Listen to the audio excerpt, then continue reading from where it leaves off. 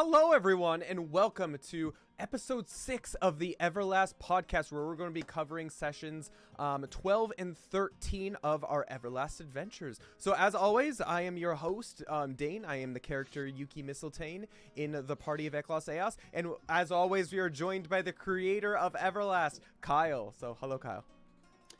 It's great to be here. I apologize for the bad lighting. I am on the road visiting my in-laws, and so a little bit different scenery, but also some sweet shadows and everything. So hopefully that's not too much of a problem for you guys. But let's go ahead and jump right in. It's looking very Japanese. I like it. Yeah. So your in-laws' house. Room. Yeah, your in-laws' house. Obviously you live in Japan like I do, right? And you're explaining to me that it's a very, very like nice mix of Western and Japanese architecture. I mean, I can tell the Japanese architecture with the shoji screens and stuff. It's good. It's nice. Yeah. It's like half the house is like the original part of it that was a Japanese house, and then years and years ago they built onto it like in a Western fashion. So my in-laws have a photo studio that is kind of attached to the property, and it's super Western. And Nice. So I think around that time when renovations were being done, they did renovations on the house, and so it's really cool. But yeah, as you can see, I'm in the Japanese part of the house. So nice. Well, I'm happy to have you here, even though you're on the road. But yeah, I guess these were a crazy last two sessions that we had. Sessions 12 and sessions really fun. 13. They were super fun to plan too. Oh yeah, for sure. So we'll get into the little bit of the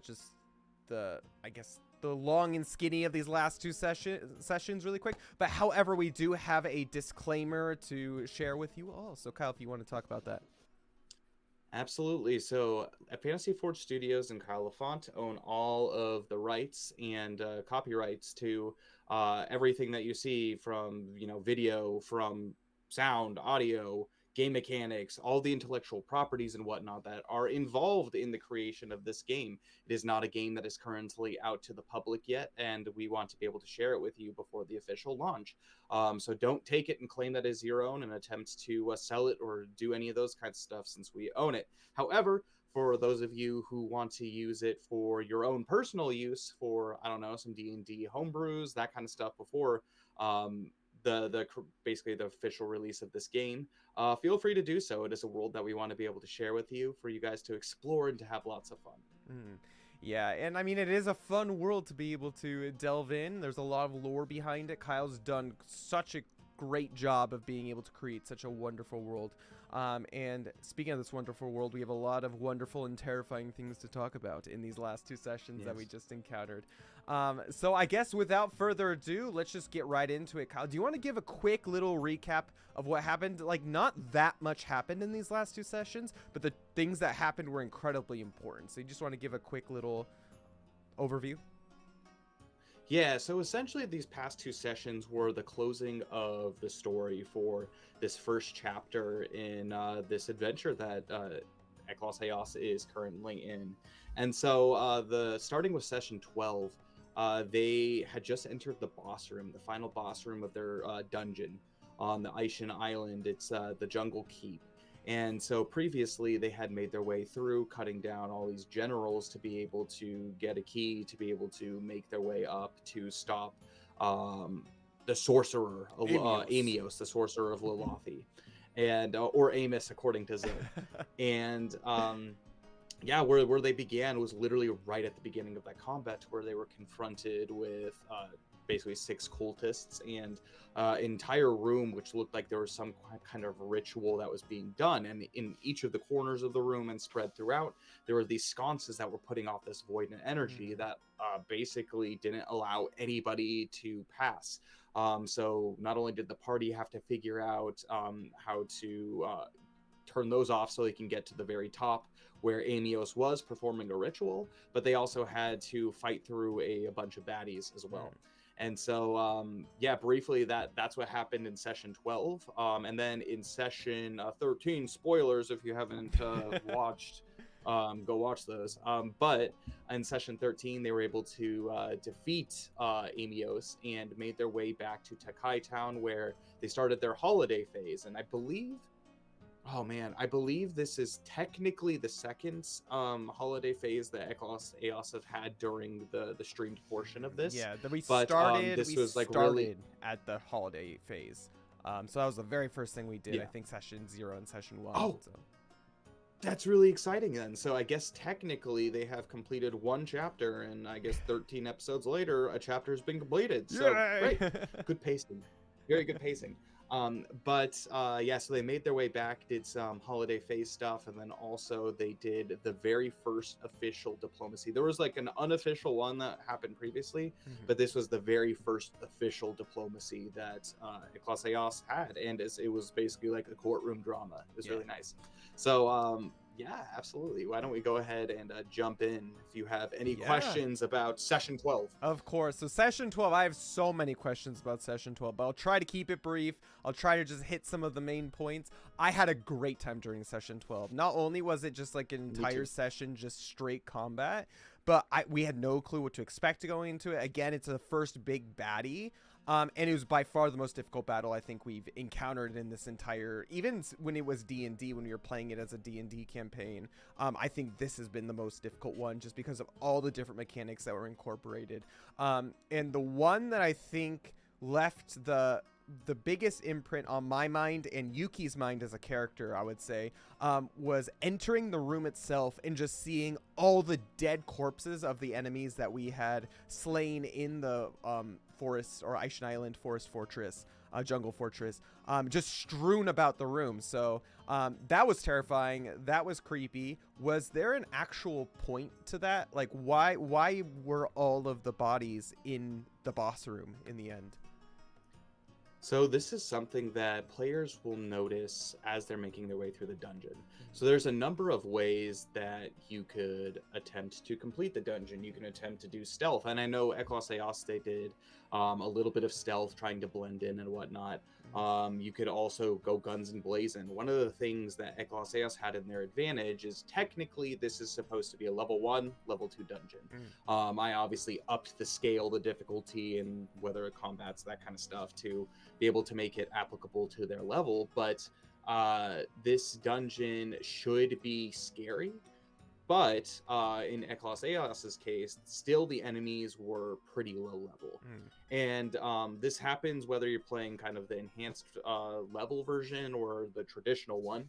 And every enemy that you kill inside the fortress actually finds their way into this room as sacrifices. And so the whole purpose of it and what's supposed to serve is not only is it kind of an interesting boss mechanic to be able to add, where it's just like, oh, all of the enemies that you killed previously come back and get you later. Like, that's one of those like boss mechanics that I think not a lot of players expect potentially, but with the nature of what was happening in the sacrifice in this room, that's one thing. But I think the primary reason that this exists, and partially why I wrote it in, is it helps players to be able to determine, like, you know, what is just killing, like just, not like, oh, they're just killing, like like good, just like defending themselves, making their way.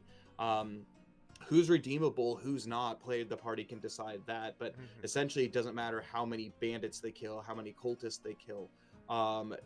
Their actions have consequences, especially actions that are these violent actions. So the big baddie Amios, what he does is he takes maybe like something that might seem good to the party, that like, wow, look at all these guys that we killed, and he's using it against them. So he takes their actions and it kind of puts it into this moral quandary of, oh shoot, should I have done this? Now this combat is going to be a lot more difficult because we have all these dead bodies, which it actually summon as one of the mechanics these monsters. They're voidin creatures called blood wretches. They're essentially demons that while these bodies were sacrificed are birthed within these dead bodies, and they're more challenging than a bandit, they're more challenging than a regular cultist. And so for normal parties, they can get swamped by these things. So maybe, yeah, they overcame a bunch of combats previously, but now the real combat begins. Not only are they fighting the big bad, but they're fighting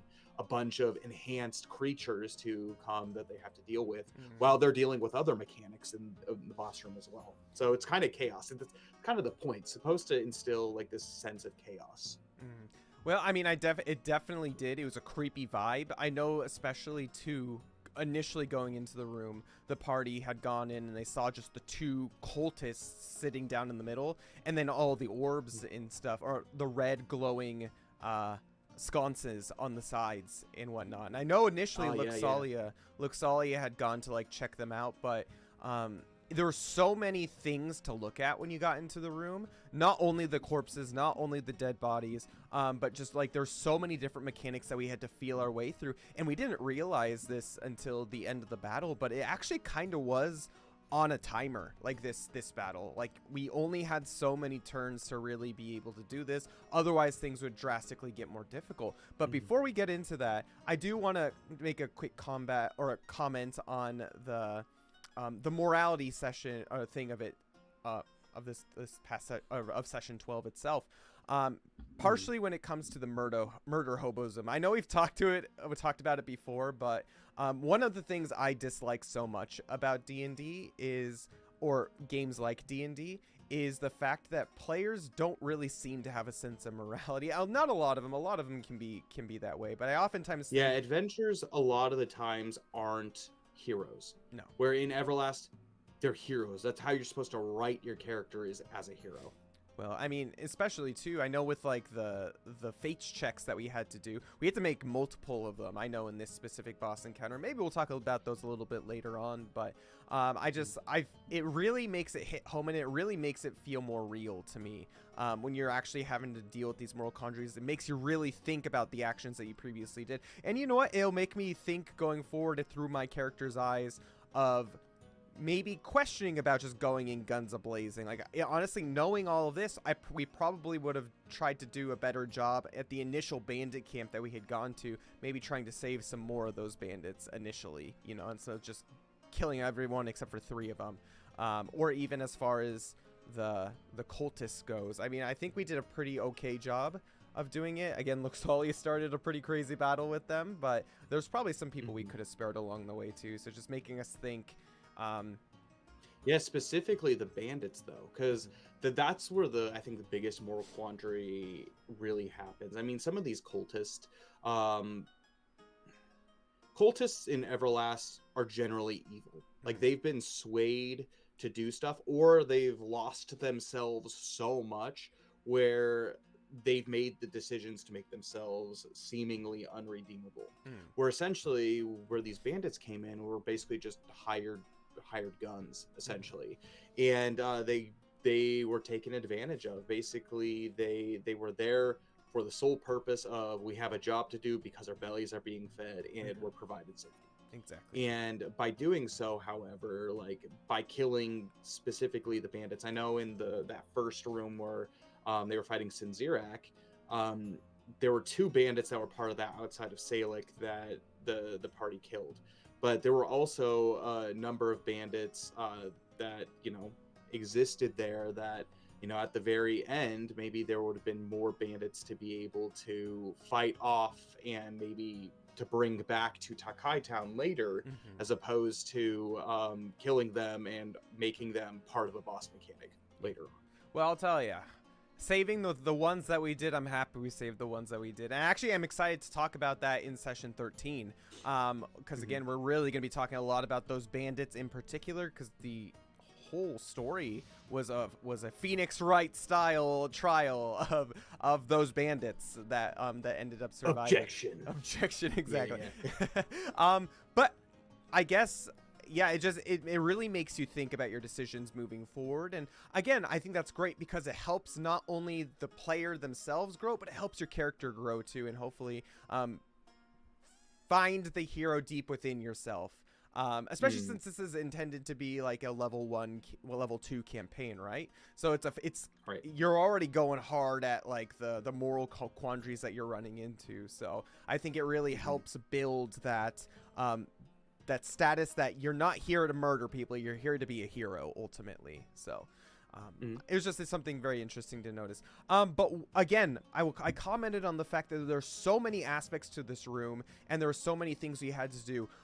I don't know if we would have won this battle if it wasn't for each of our characters focusing and playing the roles of their characters that they were supposed to. Again, the wonderful thing about Everlast is it kind of feels like a JRPG, as in like there are DPS characters, there are attacking characters, magical attacking characters, physical attacking characters, characters who specialize in tanking damage, characters who specialize in healing, characters who specialize in other kinds of support. I think if we hadn't played our characters the way that they were intended to play, it could have been way worse, I think, for sure. Oh yeah.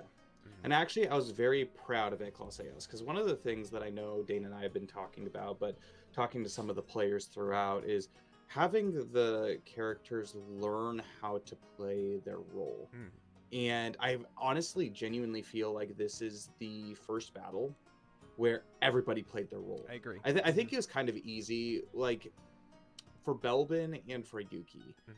It's kind of easy just to go in guns a-blazing and just taking down enemies, because that's what they're meant to do. And I know Cole with Luxalia has been doing some healing, but a lot of the basically the things that they were, that like the combats that she was a part of didn't require a whole lot of healing, so she was like kind of doing more like bonking and attacking things. And I know, like, actually talking to Cole, that's where some of his frustrations were, where Luxalia used to be this really powerful mage in D&D, just could heal, but also boom, throw insane amounts of spell damage out on the field. And that's not the case in this game. Like, she chose a support role to be able to support, and maybe for some other encounters she isn't burning through her arts quite as quickly, but it saves it for something like this too, where she's invaluable in keeping the entire party alive. Well, she even did a lot of good just damage too when she didn't need to heal, especially early on in the fight, for sure.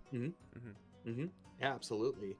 And I know, like, she has built-in things like her Shield of Light, and then she also has her Pillar of Light to be able to, you know, target Amios from behind the void wall that was essentially put up. That was really good as well.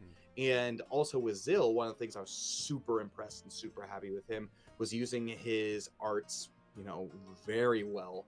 Actually to the point where he was able to pull Amios off of the ritual long enough to provide a couple extra rounds. So again, Dane had mentioned that it seemed like this was on a timer, and it actually was a dungeon that was on a timer. So once it hits a certain point, I'm not going to spoil it too much for you, since this will eventually come out. If you get up to a certain number of rounds, then the ritual has been completed, and technically, if you survive, if all your characters survive, technically it's somewhat of a victory, but some real bad stuff could happen in the meantime too, and it changes how the story going forward is, and the timelines of everything as well. And so like a pure success of this was pretty much what Eclosios had done by not only taking everyone out, but closing the portal before all of the turns and the ritual was over. That is, unless Luxalia, I will talk about a little bit later, almost getting sucked into the portal in the end. Oh my gosh. Yeah, that's true. Imagine. She would have been the ultimate sacrifice, I guess. Yeah, no, everyone playing the roles, and especially Zill. I think Zill, of everyone in the party, Zill and Luxalia, I would say, of anyone in the party, they really shined in this battle, and they came in key. And in particular, there were a couple moments that they really did. I know with Belbin in particular, like when Belbin actually got up to the area where he could start fighting Amios, if Luxalia wasn't up there to heal, he would have been knocked out by Amios for sure. Belbin would have. Also, Zill coming in clutch, I know, at the end of that battle as well. If Zill hadn't taunted Amios, he potentially could have done some ridiculous damage to Yuki too, maybe knocking her out. I don't know. She was at full HP at that point, but could have been really bad for Yuki. So even when it seemed like they weren't doing a whole ton, everyone was fulfilling their role. Again, I tried to play Yuki a little bit smarter than I had been. I tried to make sure I wasn't just completely rushing into battle, trying to position myself better. And one thing I want to talk about really quick before we move on, and I know this came up and you mentioned it in the actual session itself, was the positioning of characters. I think we're finally starting to like get used to the fact that it's such an important mechanic of this game. So do you want to reiterate again how positioning can help us so much in this? Yeah, absolutely. So I know in the context of the last one, there were 2 blood wretches and additionally the celestial brute that had come in and pretty much surrounded Yuki in kind of this triangle formation to the point where she would have been trapped if she lost her positioning roll. The unfortunate thing about a trap is everybody gets free attacks on Yuki. Which again is a bunch more damage that could be dealt with that. Fortunately, Yuki has wings, and so she just flew out of there. Yeah. So it's a very strong, just kind of thing that female dragon can have. Do. Yeah. Yeah. So she had that to be able to use it, but you know, the party themselves with 5 members can easily position themselves to cause traps as well, especially for people who are like potent like Belbin and Yuki, but especially for like heavy weapon damage dealers. I think one thing that maybe Zil, he doesn't seem quite as great because he doesn't always hit with his battle axe, but his battle axe is really freaking strong. It's 2d8 damage. It's really strong, and so yes, he only has 1 attack action that he can use. However, if he's able to position himself, the party's able to position themselves to get attacks off on these creatures and surround them and trap them, he could potentially hit them with this freaking huge attack, and then obviously Yuki can do her thing with her dual wielding, and then Belbin can do his thing as well. And technically Luxalia could, and Thordane as well. Yeah. So it's one of those things where the positioning is really important too, especially with the way that the separate movement phase is. You can kind of put yourself into a position to give you more advantages. And I know this hasn't been used quite as much lately, but fighting on higher ground, fighting like defending objects and barriers, a lot of it is kind of war game-esque, but you get boons and bonuses by doing those things too. So if you're defending, like for example a stairway, if you're defending a doorway, if you're defending on the higher ground, you're going to have more advantages when you're attacking as well. So it's a lot of those types of things that are quite important to note when you are moving your characters around in combat. Is, yeah, it might be like, okay, I got my attacks and that's great, but depending on how you position, you can actually be way more effective in combat. And as a Fate Weaver, I want to do that as well. I know these characters, especially Eklos Ayas at level 7 right now, are much higher level than my characters, so positioning could, I mean, essentially my army's going against them. Yeah. And so I'm trying to kill them. Yep. Sorry, but I'm trying to kill them. Yeah, and so no hard feelings. That's one way for lower level things to be able to go and maybe get some advantages on some higher level adventures. Well, I mean, I just think it's not only to your advantage, but it also comes to our advantage as well. I know there's times where, especially since I was playing Thordane, there were some times where he couldn't do a whole lot, and I pretty much just used him as a way to like keep enemies off of like Yuki. I know, like for example, I pulled out the Gladys, which is his legendary sword that he has, and he doesn't do a lot of damage with it because he's not proficient with it, but he was able to get some of those blood wretches off of the others because he was able to initiate combat challenges so they can't escape and go and add to another combat or cause traps. Yeah, exactly. And so like, even if you can't do something, there's always something you can do, which is, again, why I like this game so much. There's so much you can do in a turn, and there's a lot of thinking that goes behind it, too. But, yeah, obviously, we went through the entire thing. We had to fight some blood wretches. We had to fight a nasty celestial brute. And that thing was disgusting. Oh, my gosh, just having to fight that. Yeah, charging down Zil and just, like, pummeling him as he is on his back, just like, Rah! Well, in the meantime, we were swinging. Exactly, we were trying to break those crystals because we realized that those were the way to get rid of the barrier sconces, and so we were not only having to deal with all that, it was just absolute chaos again. Luxalia was being great, just being able to do some light damage to Amios up top, but yeah, no, I mean, that was crazy. And then Zil finally got up to the top and started attacking him. And Amios was nothing to scoff at either. Some of his attacks were pretty ridiculous that he could do. Well, and his enhanced threat version too gives him like some extra protections and extra things that they can do. I even noted during the session that oh, I wasn't quite using him to his fullest potential, and then I started playing him smarter. Mm-hmm. Again, as a Fate Weaver, knowing your characters, especially since I had been a couple of months since I had written his stat block. Mm-hmm. And one of the things that he does in his enhanced version is he can spend a reflex support action to essentially inflict the same amount of damage in an attack that you do back on a creature. That's What? automatic. Oh my god. Yeah, it's automatic. Oh my god. Yeah, and I mean it's a reflex support action, so you Yeah. can only use it once. Mm-hmm. But he can do that. So I know Belbin dealing a bunch of damage. Yeah. His fists do a decent amount, and he was able to just, it's almost he wants to be hit because he can just throw that damage back at them. Mm-hmm. Additionally, he had his mask, and essentially what his mask did was it protected him once per round from basically what like any one kind of weapon attack. So for example, I know it was used twice in one round, Mm-hmm.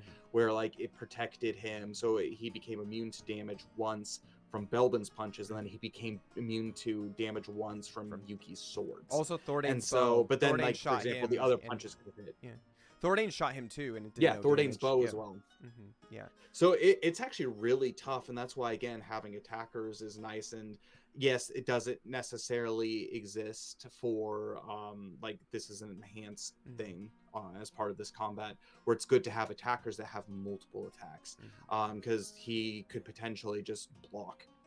And then you use your action for the turn. Or he can let you hit him, and then he just reflects the damage back at you.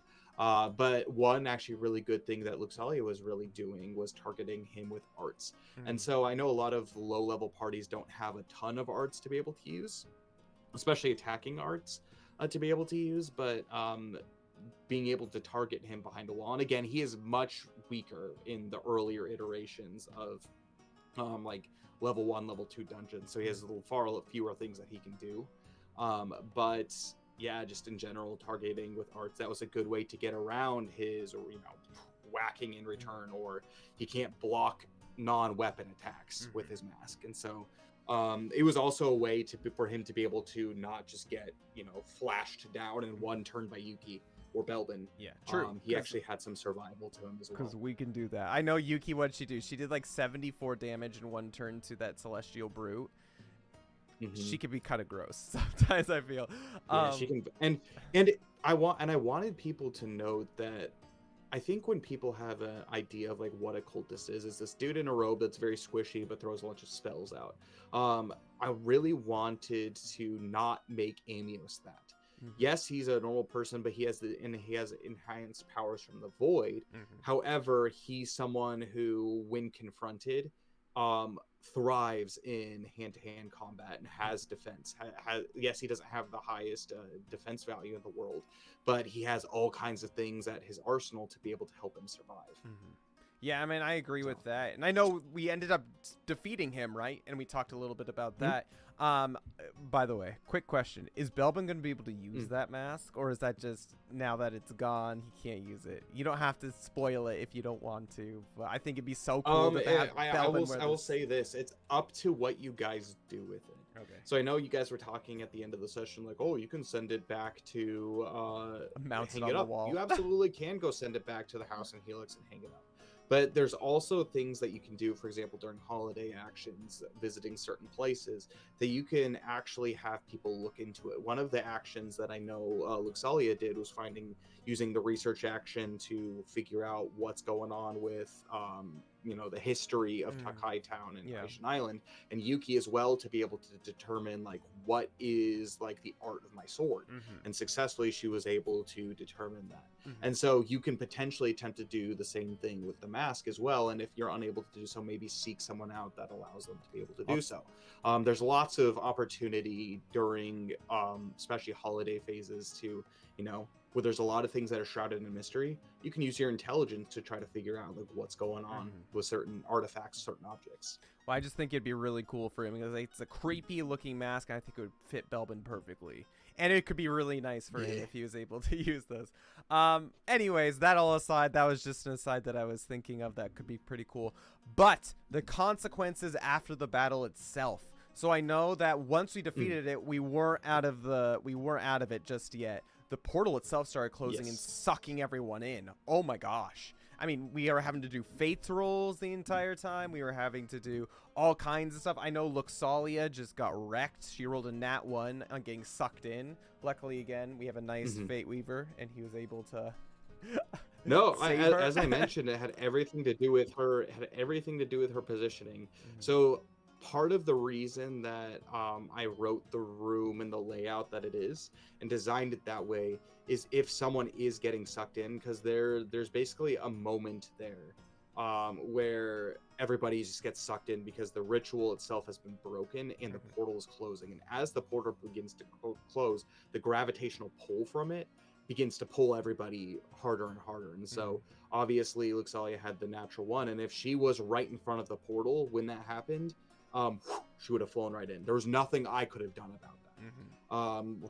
Telling her to make checks, but the way I designed the room is there's like the sacrificial pot, like blood pot that was inside where the origin of the ritual was coming from, and there were 3 kind of like metal basically arms that were holding this chain and this pot in the middle, and it was just up to her rolling to be able to save herself and hold on to that before going in. I'm gonna tell you, so I feel like she wasted. It's not because I'm nice. It's just because of that. I feel like she wasted her hope. So again, we at the end of session 11, I believe, we each got a hope to be able to use. I think she used it on something that was like okay, like it turned out to be okay. But like that's why I tried to save mine for as long as possible to use, because I know it didn't expire. Hopefully, I used it on something that was good. I used it in session 13 actually, but.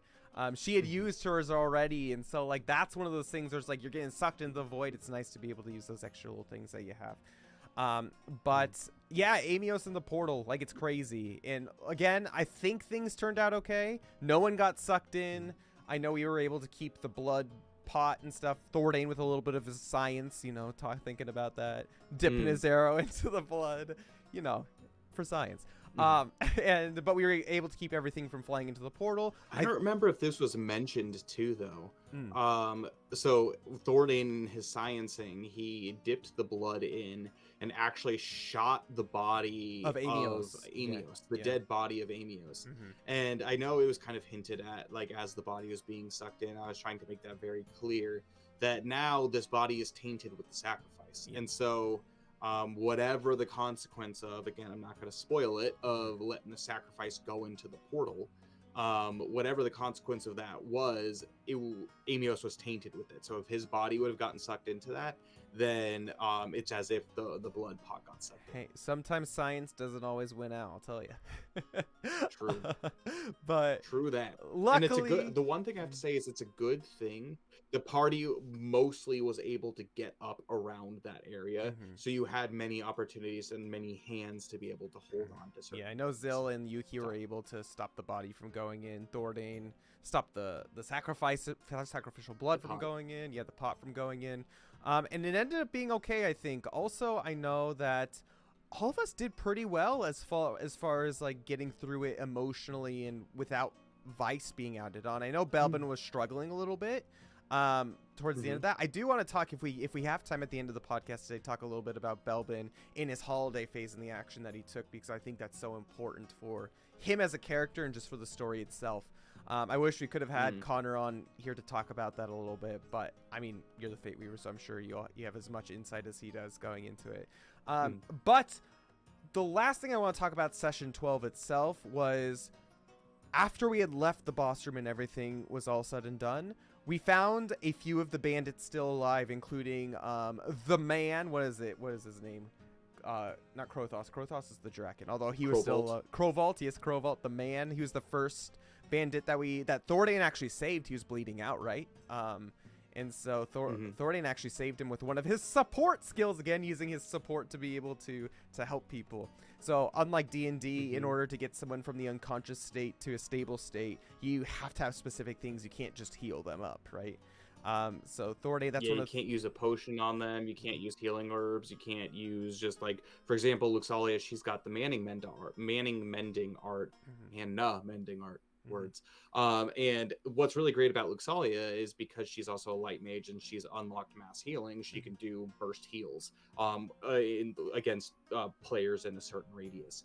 However, if she doesn't matter how many charges of mana mending she throws into someone who's in the dying state, you can't heal someone. However, the utility behind Thordane's art is actually it's a way less as far as the potency goes, but it can it's like a touch heal, so it's not from a distance, but it can actually take an unconscious creature and they can heal from that. I know Yuki has a self one that like there's some stipulations that allows her to heal from even when she's poisoned and stuff like that. So like not all healing is the same. Like you have to really look at the subtext of what each healing does, because where mana mending for Luxalia is like, wow, that's a much stronger heal than what Thordane has, but I would argue that the situational use of Thordane is invaluable. Like, sure. Yeah, maybe you don't want to be wasting all of those heals just like, you know, unless you really need it on people who just need gradual heals throughout a combat. But it's like you save those heals as emergencies, as if someone goes down and they're dying. You can just automatically use that art and then heal on a backup. For sure. But yeah, we ran into Crowvault. We also ran into Salic and Matic. I mean, obviously mentally they weren't in a great place. They had just had an insane combat. Poor fellas. I felt so bad for them. And Yuki as a character, she kind of like prides herself on being a little bit motherly in a certain sense, especially when she sees those who she feels who are, and maybe it comes from her own backstory. Maybe we'll talk a little bit this, and maybe it'll be revealed a little bit later on. But she really has a lot of sympathy for people who get the short end of the stick and who she feels like don't actually have a chance to be able to succeed in life in a way.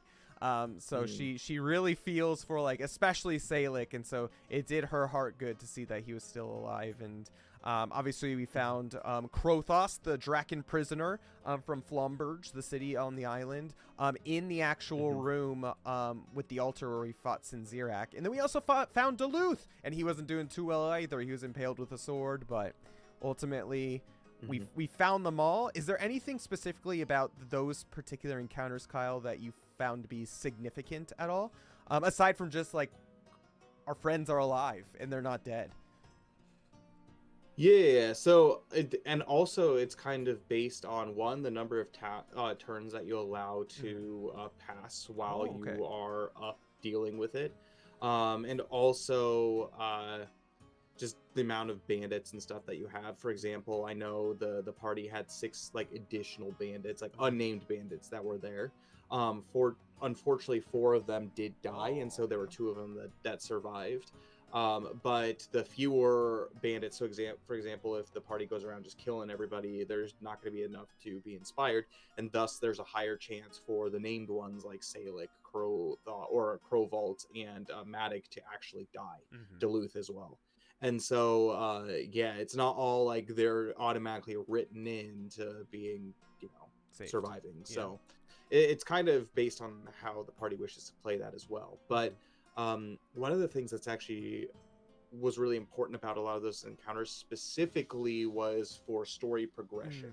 So you could kind of see, where maybe like the bandits themselves, you know, maybe saw some growth, maybe saw kind of like how they were in the face of like they're finally free from this evil influence. However they dealt with it, and Fate Weavers can play it however they want depending on how the party interacts with them. But at the same time too, it'll kind of allows for what's the next step. I think it's ending an adventure can often be tough and difficult, because it's like we spent our entire adventure building up to this point, what next? And so especially going and finding Krothos, and you know, kind of guiding the players in the direction of going back to Takai Town, which the adventurers probably would have done so anyways, but going back to Takai Town, having your rest, but also what do we do with these bandits? Like they've done really bad things. Yes, they've done heroic things, but they've done really bad things. And being a prisoner, that's, you know, one thing, and especially with gold dragons, like they have this idea of justice.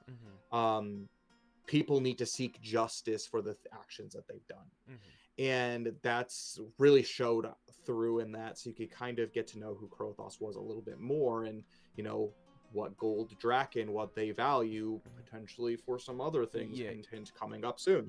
He had no sympathy at all. He was just like, all right, well, yeah, they're alive, but now they gotta have justice upon them.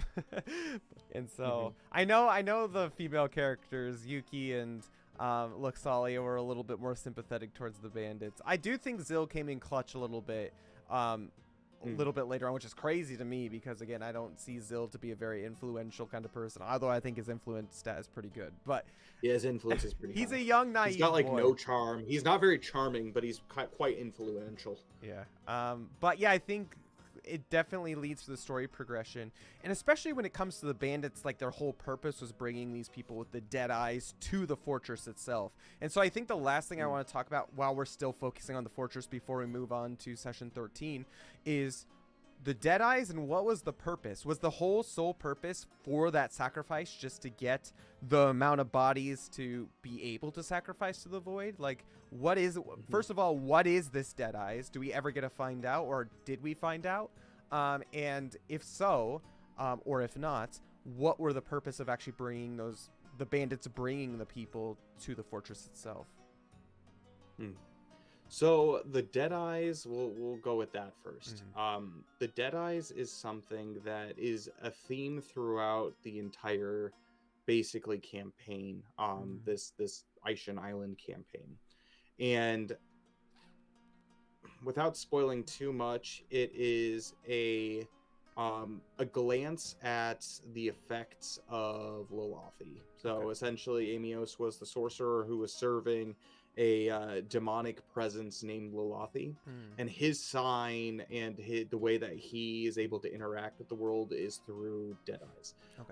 So essentially what it is like followers of Lolathi have the power to be able to bestow, and Lolathi himself through evil energies, void and energy, is able to corrupt people and put them under almost this trance called the Deadeyes.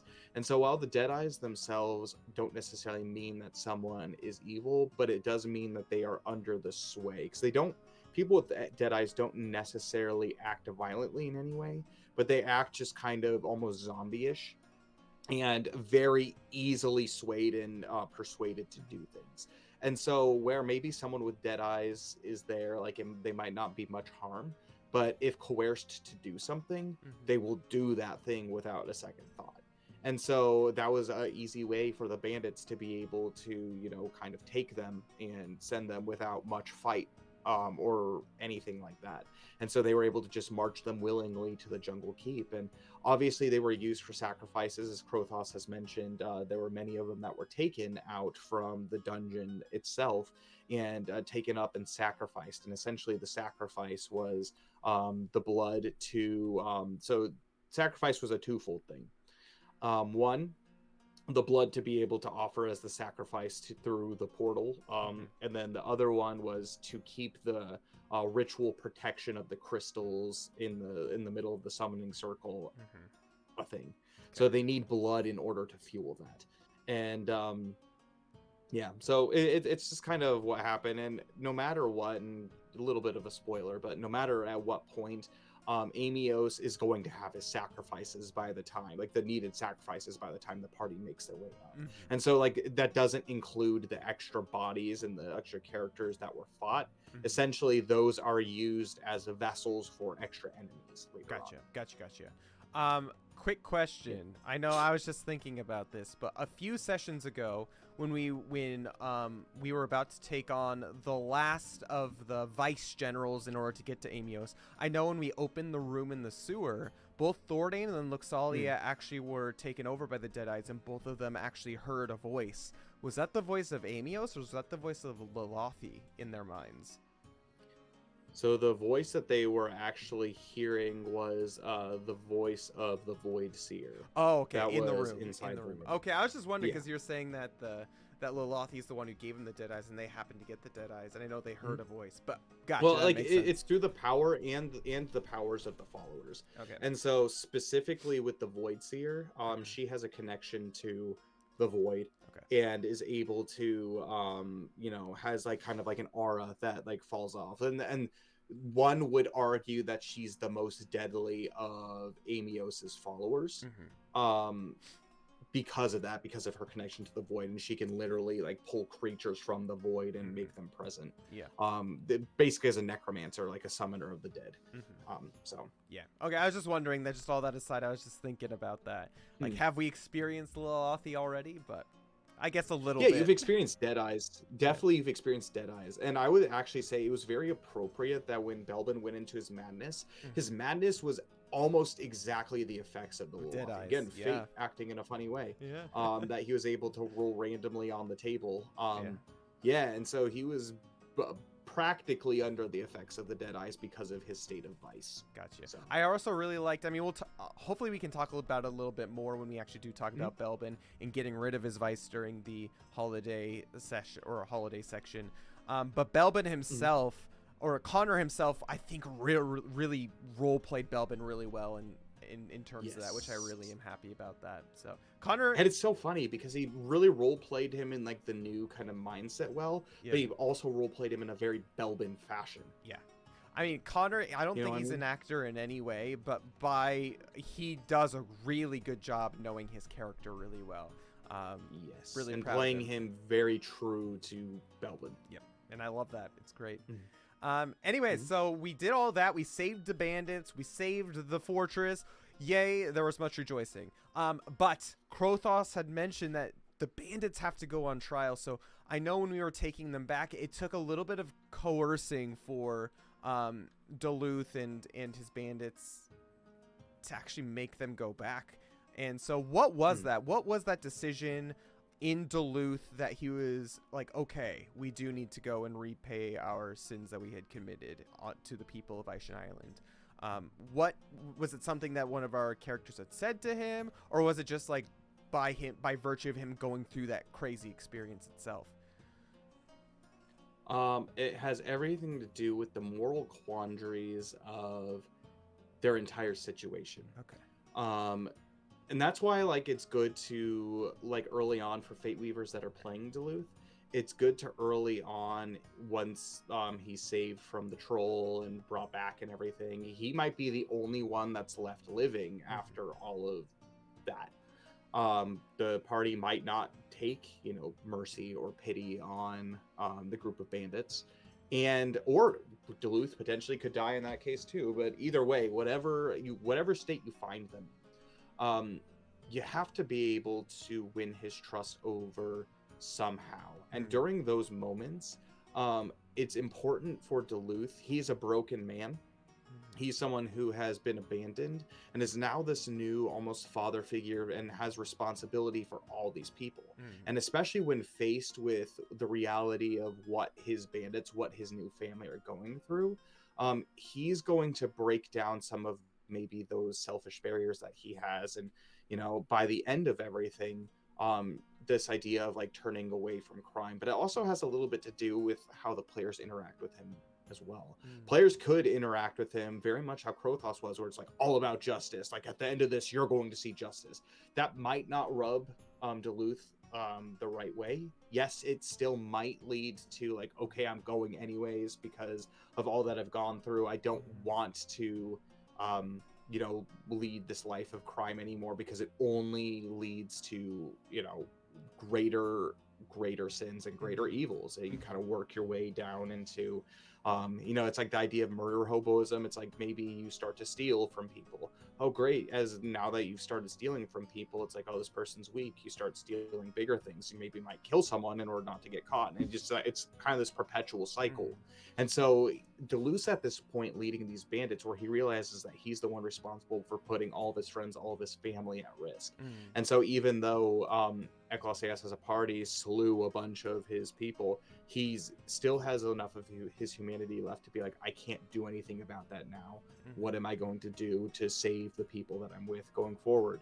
And throughout this entire dungeon, throughout their time with Duluth, one of the things that unfolds, especially with maybe some of the bandits, like younger ones like Salic and Matic or Crowvault, is getting to know who they were and instilling humanity back into someone who maybe has fallen from grace, someone who's turned to a life of crime.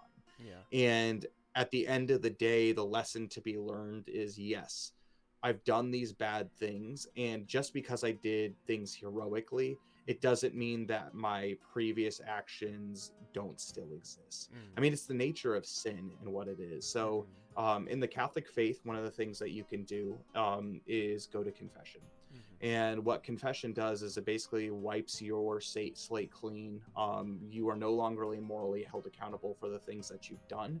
However, there's something like penance that you have to be able to do. So you can go and confess your sins, but you have to have a penance for that. And what it is it's a reflection on the sins that you've done, vowing to sin no more. That's something that I think a lot of people don't understand about confession and reconciliation is not only are you reconciling, but you make a promise at the end to do your best and everything possible not to sin again. And then you do your penance. And essentially what that does is it's supposed to help you be a better person. However, even though you're morally not tied to those sins anymore, as if those sins have never happened morally, for your spirit, the effects of sins still radiate throughout the world because they're worldly actions that have real impacts as well. And so hence the reason why it's not good to sin. So for example, with Duluth, maybe he's come to this idea of I don't want to do this anymore, and I've done all of these penitential acts, such as fighting and saving the world, potentially, so at least saving Aishan Island, saving Takai Town. But even if maybe morally that makes up for the bad things that he's done, the effects and the people that he's hurt from his actions still exist in the world. And so that's him coming to terms with that. And so he, in a way, turning himself in and going to trial and facing justice is his way of morally ridding himself of that and facing the consequences of the things that he had done, him and his bandits. And even to the point where later he's just I'm willing to fall on my own sword. He already did that kind of before, but he's willing to fall on his own sword to save the people who are under his tutelage, the people who were calling him their leader. That's what you get when you have that's what you get when you've got a nasty hand. You just can't hold your sword properly. True. Very true. Oh gosh. But, I think that's incredible. And again, these are NPC characters, non-player characters. I guess technically the Fate Weaver plays them, but you also see that character evolution. Fate Weaver player characters. Yeah, they're Fate Weaver player characters. But you see that evolution in them too. It's not just oh, you're an NPC, meet the old man at the waterfall kind of thing. Every creature in this world has a backstory, has something about them. They're a person in their own right. And they even have the ability to grow as well, and I think that's awesome. And I think and those who are fate weaving too. There's a plethora of NPCs. You could even write your own NPCs, whatever's going on, whatever you think is important to the story when you're running the story, to be able to take real life situations and evolve characters, maybe characters that do seem maybe two-dimensional, and make them a multifaceted actual real person that the party grows close to. I think that's one thing. For example, when I'm watching Critical Role, Matt Mercer does a really good job of bringing life and personality to his NPCs, which make the players want to hold on to them, and makes it really sad if they die, or makes them want to stand up and protect them. But I'm going to an even further degree to talk about what are their values, what are their morals, what how do they change as the players affect the world, essentially. Yeah, and I mean, I think that's incredible because, again, we see other non-player characters, for example, Gunter, who, again, is this famed captain of this ship called the Flortensia, and he's kind of a buccaneer in his old days, and it reminds me a little bit of just a Duluth who has overcome all of that sin to become a hero in his own right. And I think it was such a beautiful moment when Ecclesias, initially when they got back to Takai Town, and they went to the Flortensia, the ship that they came on, and they were able to talk about their situation with Gunter a little bit. And Gunter wasn't necessarily gonna just take the bandits to help them. They had to prove themselves as well, and they had to go through the rigor of the diplomacy or of the trial on Aishin Island. So anything about Gunter that you want to talk about as far as the character progression, or what you were thinking going, the similarities and differences between maybe the bandits and him, and how that ended up working out? Well, one thing that I'm really excited for you at Los Eos is to get to know Gunter a little bit more. I know you guys haven't had a whole lot of time Not to a be able lot. to spend with him as a character, but Gunter is one of those individuals where I think he's like the perfect foil for what the bandits could be.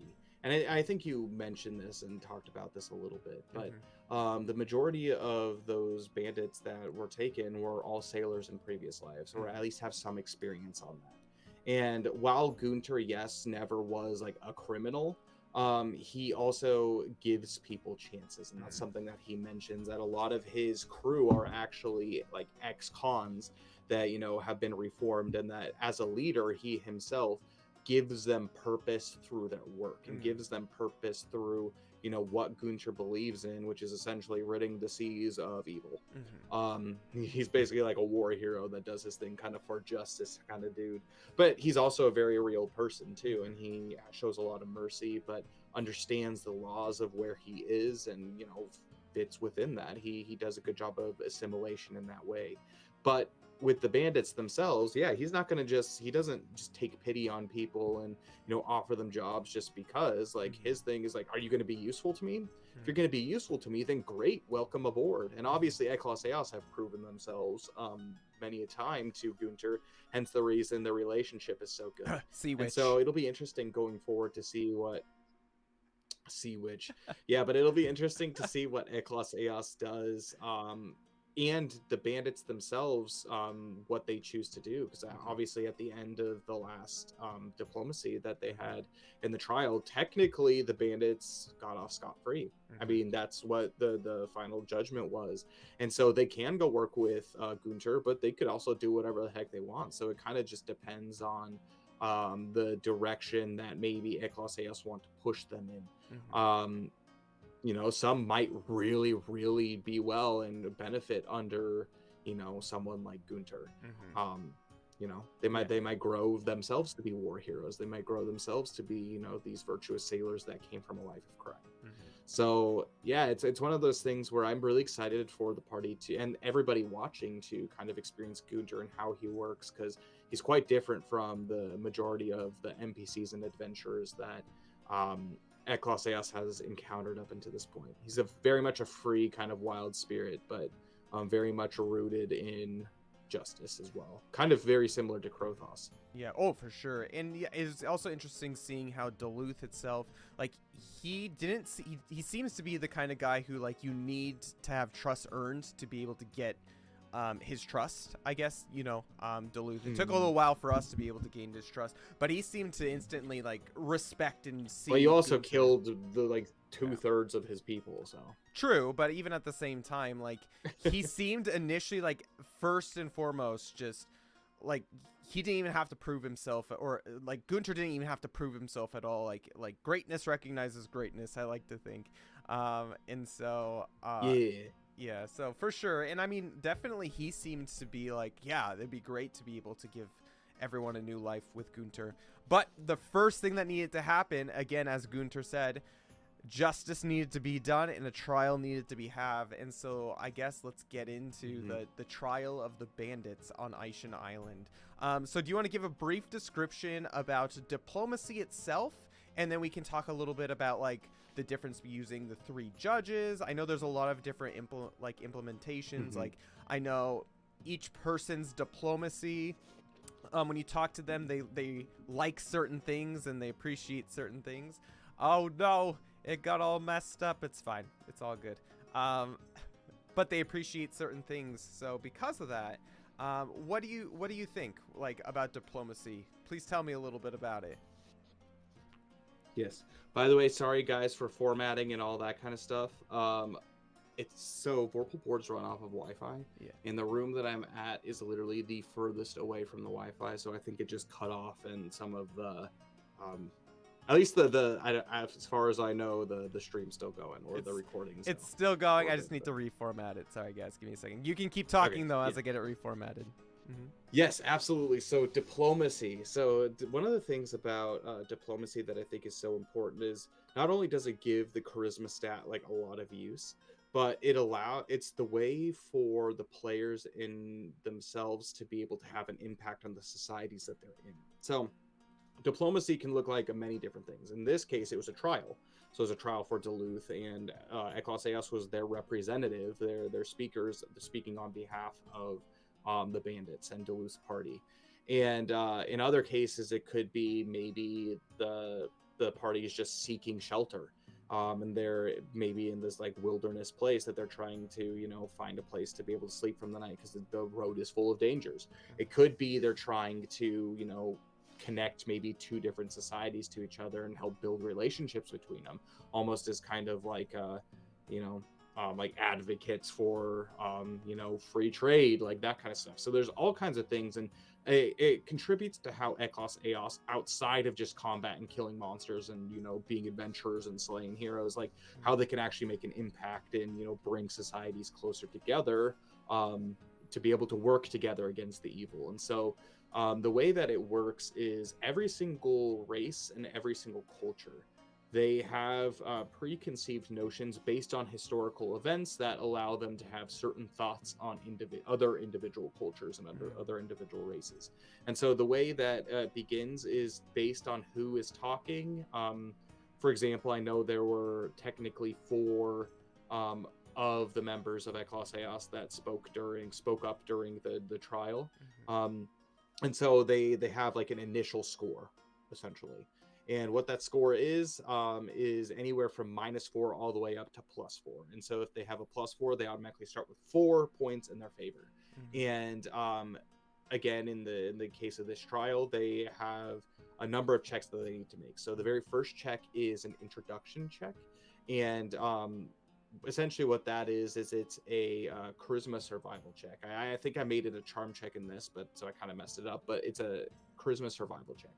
And so you essentially what you do is everybody introduces themselves, and as a fate weaver you have every minds to be able to just be like, okay, the way that they role played that wasn't very good, so I'm gonna like reduce this much from their role, or whatever the case. I mean, you can actually do that because if you made a survival check and let's say you got like a 20 and they were just like, oh, and they're stumbling over the words and they did a really bad job, that wouldn't make sense. So you can just be like, yeah, not so good. You can affect that roll a little bit based on the role play, but if you're going just straight off of the dice, you do that. And then there's a series of checks that you have to make, whether they're basically points you're bringing up, rebuttals, and with each of those there's a different check. So there's charm checks that are assigned to those are skill checks, and influence skill checks that are also assigned to those. And so based on each of those things, they get basically a check. However, also the way that it works is based on the previous score that you got. So I'm actually going to pull this up so we can just not necessarily look at it together, but because there's kind of a lot here. But the way that the chart is if you for a diplomacy results in your roll based on your rolled value that you have. A disapproval is essentially anything that's an 8 or lower. So if someone rolls, actually technically a disapproval is if someone rolls like they roll a skill check and it's a 4 or lower. So if they roll a 4 or lower, that's going to be a -2 on their next check. Which is not actually, it's a -4 on their next check. And there are certain things that the person disapproves of, like certain things that they're saying. Like for example, in this case, I will not sit idly by and take criticism of Takai Town. As far as I'm concerned, we are making do with what we've got. So if the party themselves start maybe attacking Takai Town in any way, like all you care about is money, like Takai Town, I don't see them like doing anything good. It's just a vacation town or whatever. Like that will not sit well at all with Malaysiarch. And you will get a -2 to the roll. Additionally, if you rolled a 4 or lower, you get a -4 to your next roll. So you could potentially have a -6 going into your next roll. Oh my gosh. And the party doesn't know that going in.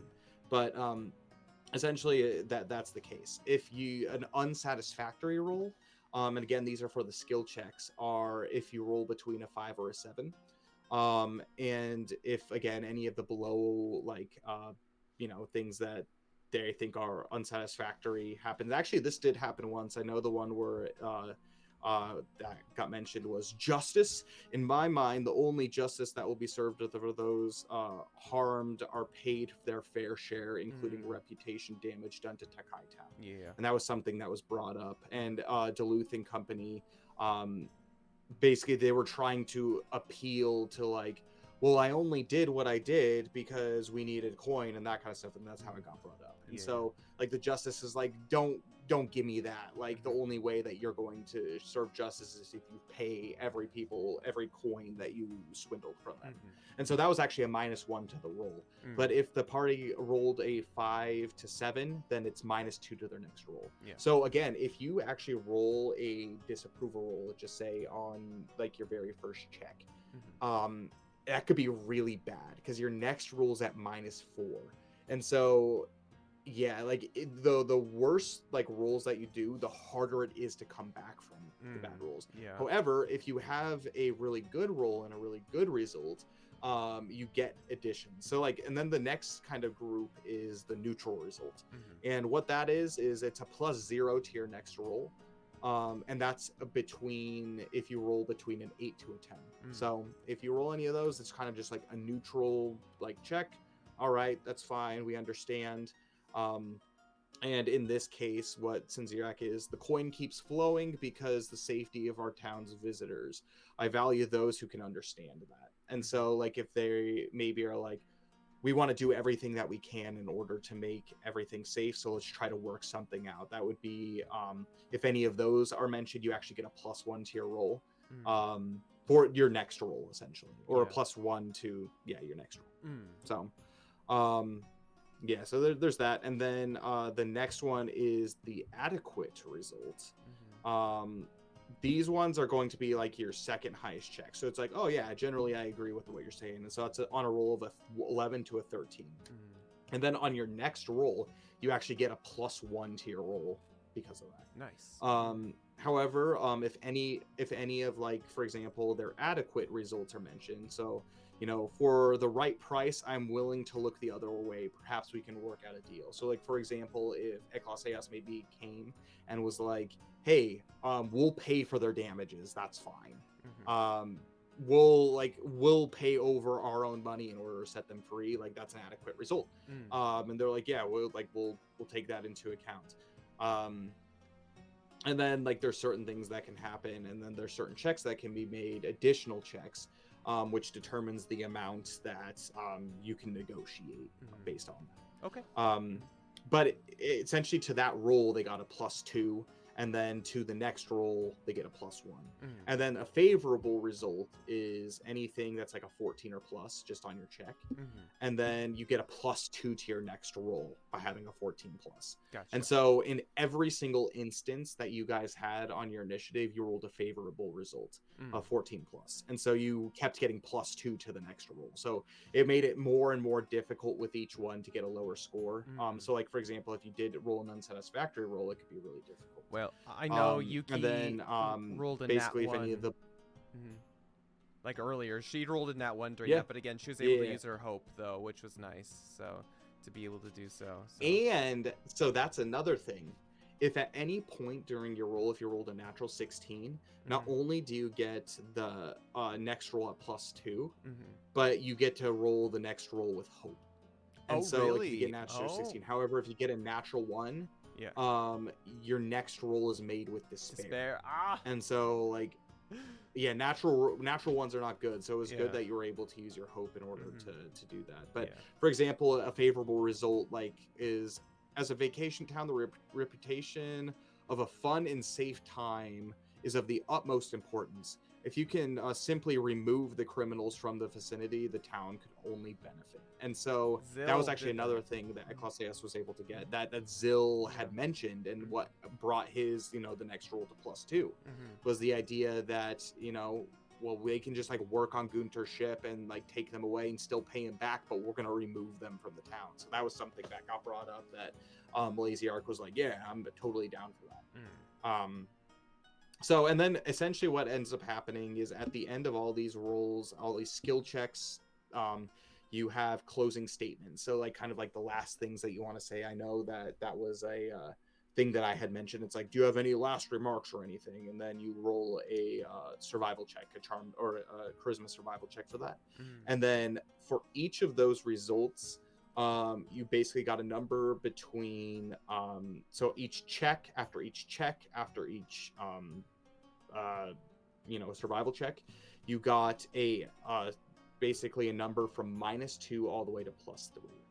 And so a -2 would be like a roll of a 4 or less. A -1 would be a roll of a 5 to 7. A 1 would be neutral, and that would be a roll of a 8 to 10. And the adequate would be a basically you get +2 points in your favor, and that's the and that's the roll of 11 to 13. And then favorable, you get +3 points in your favor, which is a 14 plus. And so the way that it worked is the results were, it started with a 0. So you didn't have any kind of impression on these people at all.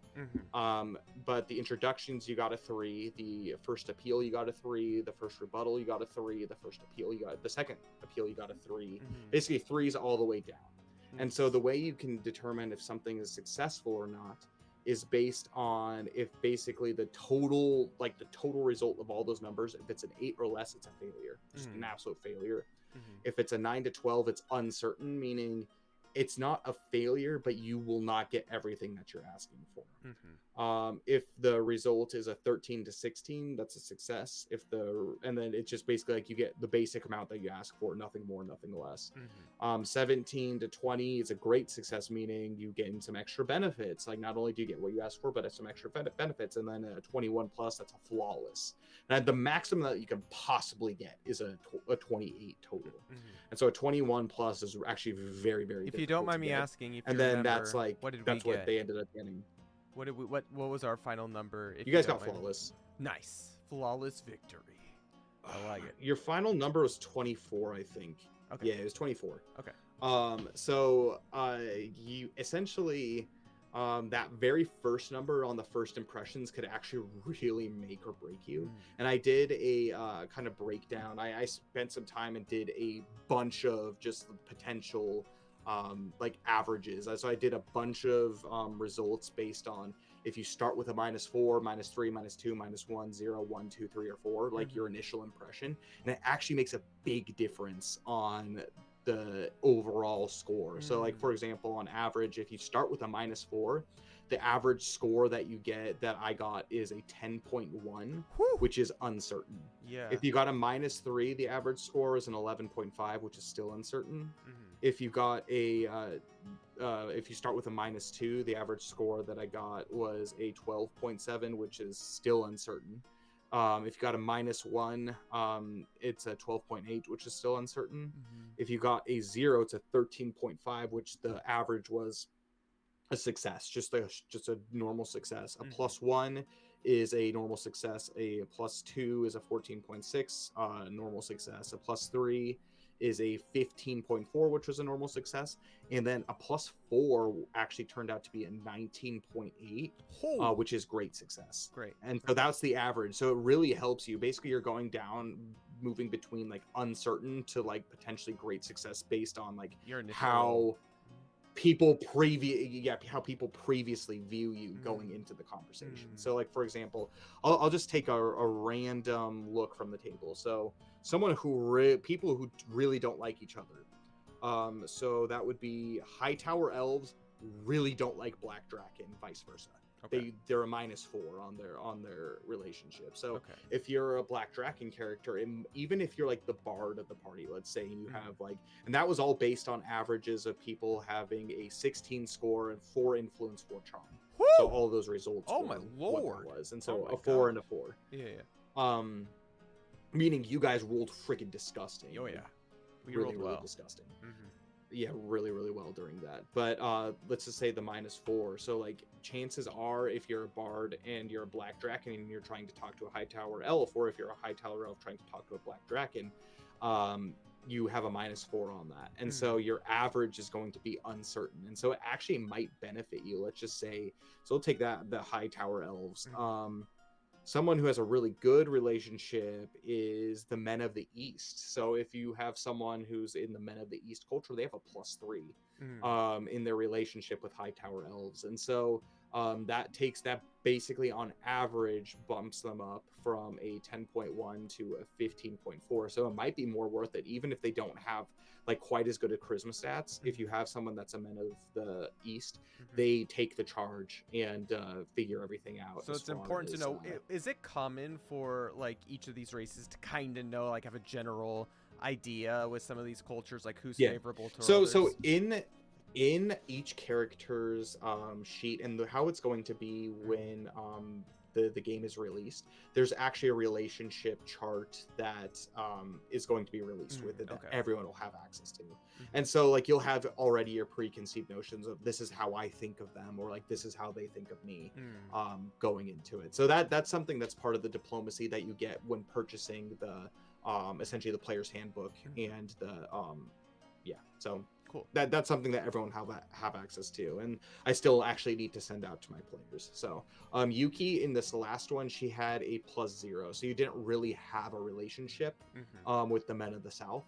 So it was a +0, and that's what you guys started base with, but it didn't matter because you got a perfect score anyways. So for having a +0. Yeah, I will say that it was a really intense for all of us, and I think each of us had really important points that we made. I know Luxalia had she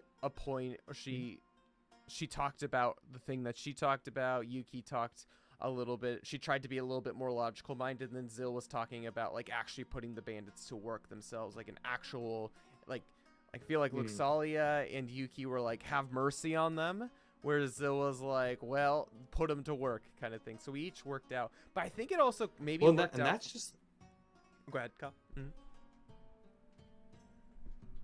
Well, I was going to say, one of the things that I think is very important when just in general you're role playing these things is, it maybe takes a little bit more of a skilled Fate Weaver to be able to, go through and, play the devil's advocate, think in different ways. Because I know, like, for example, in my own opinion, I actually would have thought about it completely different than Malaziark would. But you have to be able to like embody the character, know the character in order to play them. And obviously there's like descriptions and the things of like what they want, what they desire, and hence like those little things to kind of help you be guided in a certain direction. However, when it came down to it, I think it also is fun for players because it's just like, you might notice that like you're maybe not rolling great, or like the way that the Fate Weaver as this NPC is reacting to you, changing up your tactics, or like maybe even in the case of like changing up like who's talking.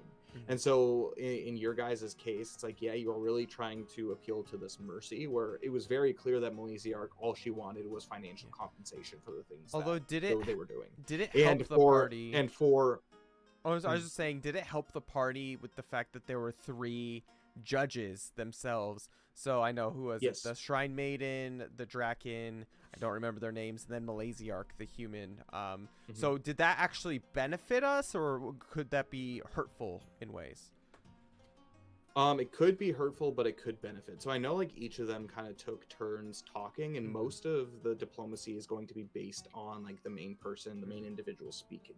However, you can make appeals to, for example, the other 2 characters for them to attempt to convince like Malaziark to change her ways. I know like at the very end, you can kind of, and I think it gives it a little bit like easy to be able to kind of spin maybe something in your direction, being able to appeal to some of those other things. But one of the primary reasons of involving those 2 characters without too many spoilers is it allows them to be in on the conversation, so they can approach you later on to do certain things for them or to reveal certain informations to you. Like, for example, at the very end, you had what was her name, Hinako. She came up to the party and kind of gave you a little bit of some tidbits and some advice. And even with the Draken, I'm spacing his name right now, but he he's the representative of Flomberge, and you've already kind of built a relationship. So let's just say, for example, Krothos died. That could be your link in order to get into Flomberge. His name's Concord, by the way. Yeah, Concord. Take notes. He could be your link into Flomberge. So yeah, cool. It's good. I mean, it kind of just depends, but it's another element to make like a charisma stat, which maybe in a game that seems so combat focused, like be of the utmost importance. Yeah, well, we have actually a decent amount of charisma, I think, ultimately. But I think this is a good... Yeah, I think overall. Yeah, overall. I mean, Yuki's got some... She's pretty spread, though, throughout her charisma. I know Zill has some pretty good influence. Luxalia has pretty good charm, I think. I don't think her influence is very good, but I think she's got pretty good charm. Thordane and Belbin are hopeless when it comes to those kind of things, but they benefit in other ways, I think. Thordane is logical. He's science, man. But I think actually talking about Hinako and herself, I think the last thing we'll talk about, we'll mention it a little bit if we want to talk about it a little bit later on, and maybe we can get Connor on to talk a little bit more about it. But I know for Connor's or Belbin's holiday phase, he was able to do one action. I want to talk a little bit more about the holiday phase in our next podcast, considering we're going to be in the middle of our holiday phase during it. But I want to talk about Belbin's really quickly. So explain that to me. So what was the action that Belbin did himself? I know he got ravaged by that dungeon with as far as what we mean by ravaged is his misery. So there's a sliding scale in Everlast on alignment. It's an alignment scale that your alignment can change depending on how much misery you accumulate throughout your adventure. And so essentially what that is all adventures from the very beginning start at neutral, and if they roll really good on fates checks, or if they do certain things, like they could potentially go into virtue, which gives them some bonuses and whatnot, but they could also get ravaged by misery. And as Belbin did, by fighting the shade, and also by doing things that he's done in the past, by making like really bad actions, like literally murdering people and like doing stuff like that, that have dipped him into vice. And then essentially what that did is we saw the repercussions of that, where he started going into fits of madness, which the ultimate end is if you go and get into enough points of misery, the chances are higher that you actually lose your character. So if you go into like vice, roll bad, and you just so happen to roll bad enough on your fit of madness, you can lose your character, as in like they've been overcome by like darkness, and so they choose to retire, so they decide to take their own life, or they just go crazy and leave the party. Hence, you roll a new character. And so very real things. And Belbin was actually really struggling. Like he was pretty messed up as far as in his vice, and so the chances were higher and higher next time he goes into madness to potentially lose his character. And so during the holiday phase, one of the things that you can do, and this was actually alluded to before the official stream, is this ability to take on tasks and use your holiday action to attempt to remove points of misery. So there's a couple of things you can do. One of them is actually you can go visit your hometown, and that you have to roll certain checks in order to reduce misery. But in this case, it was actually a much stronger misery, because there was someone who was on the island that was available for him to essentially talk through his problems, or quote unquote kind of have a pseudo confession. It's not really confession, but to talk through his problems and work out the issues that he had. Like, again, he had a lot of problems with the party and things that the members of the party had done, and so being able to reduce his misery by a certain number help him to be able to survive for longer, and eventually bring him into maybe points of neutral or points of virtue. Yeah, I mean, he did pretty well too, if I remember. Like he reduced it by like a good amount, which was nice for him. So yeah, I think it was 5. So he reduced his misery by 5, which is crazy, by the way. The average that you reduce is between 2 to 3. So the fact that he was able to reduce by 5 is really good, and that's like 2 weeks of in-game time that takes. And so It's a long haul, but it's worth it so you don't lose your character. It's like you don't only have to think of like the physical health and well-being of your character, but it really forces you to look at the mental well-being of your character and the spiritual well-being of them as well. I'm not gonna lie, like especially since I've been playing Fatal Frame during this, it's a very dark game and it deals with a lot of dark like topics and stuff.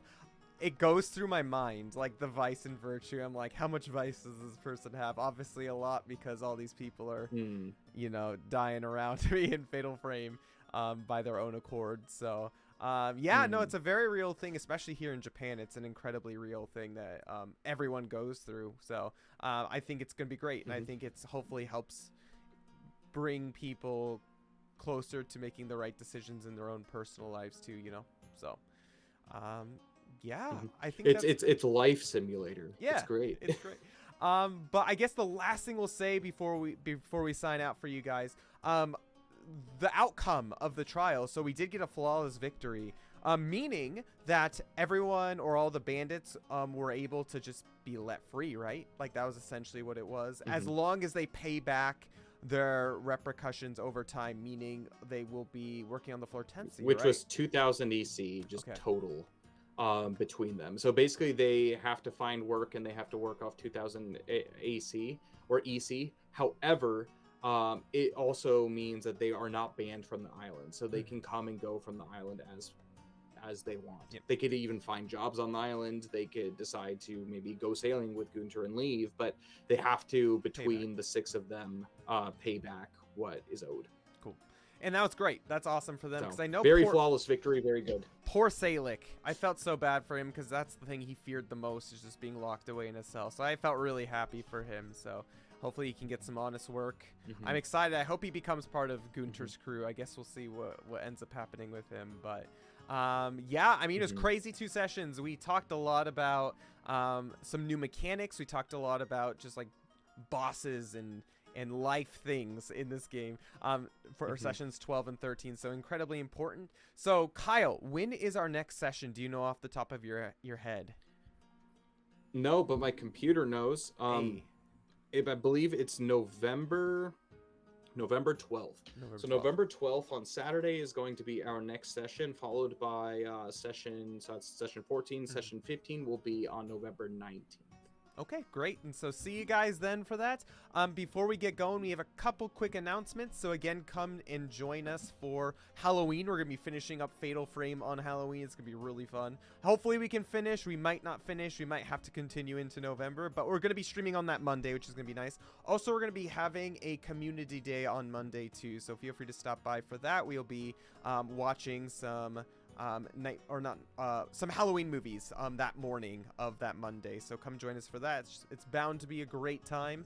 And I guess we have a couple different ways to be able to support Everlast. Again, the most important and most the best way that you can support us is obviously with your prayers. Pray for this game. You guys just being here to support us and petition in that way is very, very important to us. But for those of you who also have the financial means to be able to support, again, we're producing it here at Fantasy Forge Studios, so any funds that go towards it are incredibly helpful to us. So there's 2 ways to be able to do so. So firstly, the Patreon. So do you want to talk about that, Kyle? Absolutely. So the Patreon, so every month the Patreon resets. So if you subscribe at the $5 level, you get to basically intercede during the live streams on behalf of Fate to be able to provide any player one hope. And as we've seen in previous episodes, that's helped as far as good rare weapon drops. That's helped for basically survival and keeping people alive, or like bad things not happening, or obviously saving from natural ones during diplomacy. So that's good too. There's lots of ways to be able to do that, but essentially you're interceding in behalf of Fate to be able to potentially help the party survive and make their way through Everlast. At the $10 level, you get 2 of those to use per month. We do stream twice per month, and so you could use both in one session. You could use one on each session, however you want to do that. And additionally, you get access to the Adventure of Eklos Eos prior to the official streamed event, which is hours upon hours upon hours of listening content. It's an audio podcast that you'll get access to be able to listen to, and so it's kind of fun to see the origins of Eklos Eos and where they come from, essentially. So yeah. And then the second way to be able to support is actually through our merch store. So we have a bunch of merch that we sell here at Fantasy Forge Studios. That will be linked in the description of this YouTube video. So feel free to go head on over there, at the very least, to look at all of our awesome designs. We have really cute chibi and anime style designs, and we also do have some Japanese streetwear style designs as well. Not just the Everlast merch, but all of the Fantasy Forge merch as well. All proceeds go towards supporting the game. Yeah. All proceeds themselves go to supporting the game. So if you guys have the means to be able to do so, you can get some pretty cool exclusive merch. You can get some Everlast merch before it's even released, which is gonna be a nice commodity to have, if I don't say so myself.